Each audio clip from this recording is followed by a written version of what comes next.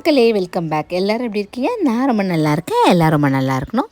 இன்றைக்கி நான் ஒரு சூப்பரான ஒரு ரெசிபியோடு வந்திருக்கேன். Chicken fry. இது வந்து கம்மி ஆயில் போட்டால் ஒரு சூப்பரான ரெசிபி. இது ஹோம்மேட் மசாலாலே செய்யலாம். வீட்டில் இருக்க பொருட்கள் வச்சு செய்யக்கூடிய ரெசிபி. எங்கள் வீட்டில் எல்லாருக்கும் ரொம்ப ஃபேவரட்டான ரெசிபி உங்களுக்கு ஷேர் பண்ணுறேன். இதுக்கு பார்த்திங்கன்னா 1 kg சிக்கனை வந்து நான் நல்லா வந்து 3 முறை நல்லா சால்ட் அண்ட் மஞ்சத்தூள் போட்டு வாஷ் பண்ணி எடுத்துக்கிறேன். இதில் வந்து நான் ஒரு 3 டேபிள் ஸ்பூன் வந்து மிளகாய்த்தூள் ஆட் பண்ணிக்கிறேன். அதுக்கப்புறம் பார்த்திங்கன்னா ஒரு டேபிள் ஸ்பூன் மஞ்சத்தூள் ஆட் பண்ணிக்கிறேன். அப்புறம் 2 டேபிள் ஸ்பூன் தனியாத்தூள் ஆட் பண்ணிக்கிறேன். அதுக்கப்புறம் 1 டேபிள் ஸ்பூன் வந்து கரம் மசாலா தூள் ஆட் பண்ணிக்கிறேன்.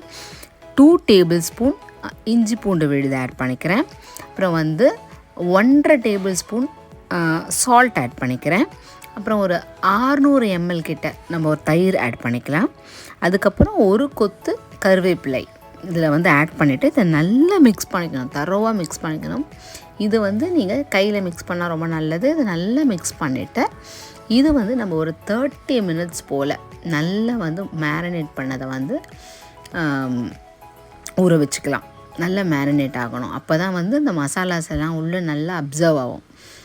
ஸோ நான் வந்து இதை மேரினேட் பண்ணி க்ளோஸ் பண்ணி வச்சுட்டேன். ஆஃப்டர் மேரினேஷன் நான் ஒரு மண் பாத்திரத்தில் நீங்கள் இதில் வேணால் எடுத்துக்கலாம். அதில் நான் ஆயில் போட்டுட்டு இதை மேரினேட் பண்ண மிக்சர் இருக்கு இல்லையா, சிக்கன் மிக்சர், இதை வந்து நான் வந்து அதில் ஆட் பண்ணிக்கிறேன். ஆட் பண்ணிவிட்டு இது நல்லா ஒரு மிக்ஸ் கொடுக்கணும். மிக்ஸ் கொடுத்துட்டு நீங்கள் பார்த்துக்கோங்க.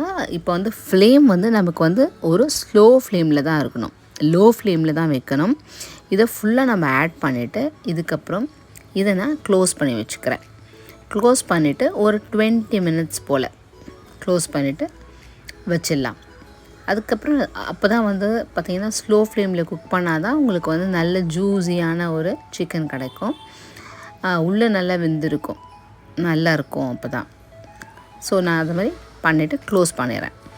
க்ளோஸ் பண்ணி முடிச்சிட்ட பிறகு ஆஃப்டர் 20 minutes எடுத்து பார்த்திங்கன்னா இந்த மாதிரி வந்து ஃபுல்லாக தண்ணி எல்லாம் வெளியே வந்திருக்கும். இப்போ வந்து நம்ம ஹை ஃப்ளேம் வச்சுக்கலாம். நல்லா ட்ரை பண்ணணும்.